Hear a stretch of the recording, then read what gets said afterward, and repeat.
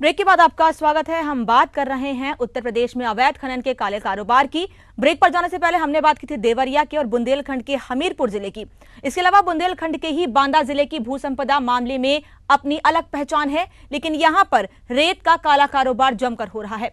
हालांकि प्रशासन अवैध कारोबार पर अंकुश लगाने की बात करता तो जरूर है, लेकिन हकीकत के धरातल पर ऐसा कुछ भी नहीं है। एक रिपोर्ट। बांदा में पिछले काफी समय से बालू माफियाओं के हौसले बुलंद हैं।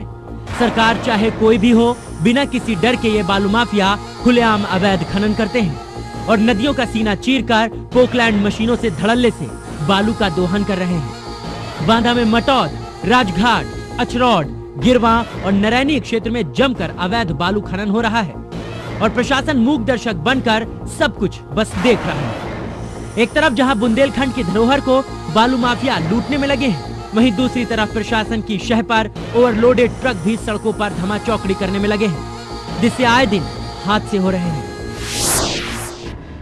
यहाँ पर जिस तरह से माफिया दबंग लोग इसका दोहन कर रहे हैं और इस पर रोक नहीं लग पा रही है, इससे बुंदेलखंड की धरती खोखली हो रही है और यहाँ की प्राकृतिक संपदा जो है वो नष्ट हो रही, विलुप्त हो रही है। अभी नहीं, इसके पहले वाली गवर्नमेंट से लगा के अब तक जबरदस्त तरीके से अवैध खनन चल रहा है। इस पर हमारी प्रदेश सरकार या हमारे जिले के आला अफसर इस तरफ ध्यान नहीं दे रहे हैं। प्रशासन अपना एक अलग ही राग अलाप रहा है। प्रशासन का कहना है कि समय समय पर बालू माफियाओं पर कार्रवाई होती रहती है। ADM K. N.. सिंह ने बताया कि नवंबर महीने में करीबन 9 लाख रुपए की राजस्व वसूली अवैध ट्रकों और ट्रैक्टरों को सीज करके वसूली गई।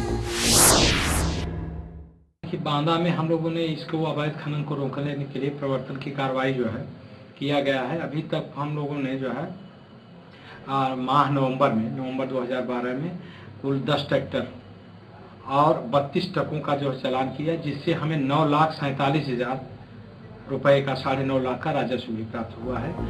प्रशासन चाहे जो भी दावे करे, लेकिन खनन माफिया यहाँ पर धड़ल्ले से अवैध बालू निकाल रहे हैं और प्रकृति के साथ साथ राजस्व को भी चूना लगा रहे हैं। Rahul Srivastava, ETV news, Banda.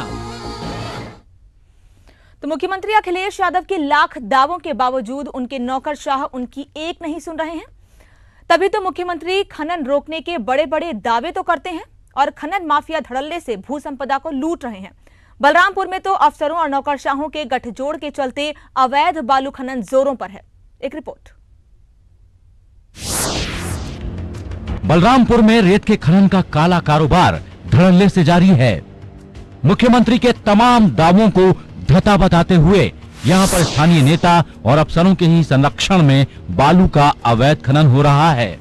बलरामपुर में बालू खनन का प्रमुख स्रोत राप्ती नदी और नेपाल की पहाड़ियों से निकलने वाले पहाड़ी नाले हैं, जो अच्छे किस्म की बालू अपने साथ लाते हैं, जिस पर खनन माफियाओं की लालची नजर रहती है। जिले में कुल 42 स्थानों पर बालू खनन किया जाता है, पर जिला प्रशासन ने सिर्फ 2 ही स्थानों पर बालू खनन का पट्टा किया है।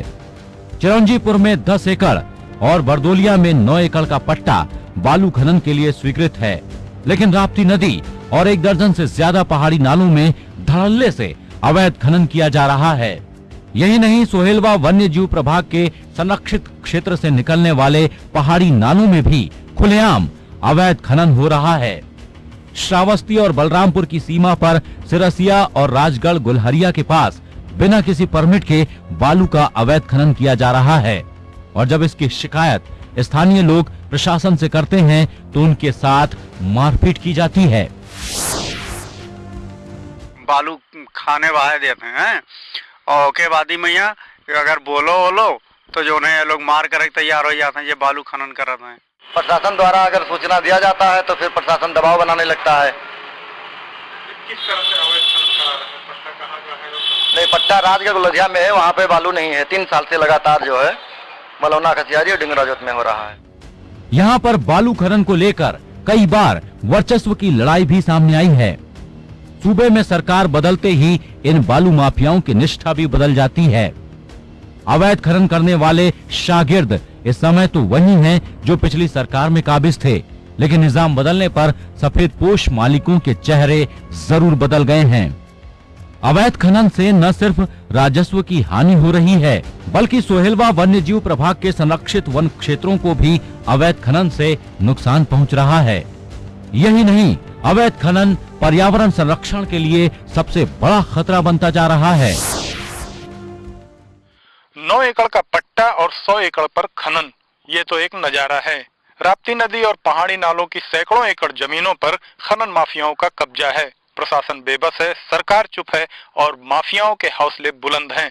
हों भी क्यों ना, क्योंकि सफेद पोसों का संरक्षण इन्हें प्राप्त है। Sarvesh Kumar Singh, ETV news, Balrampur.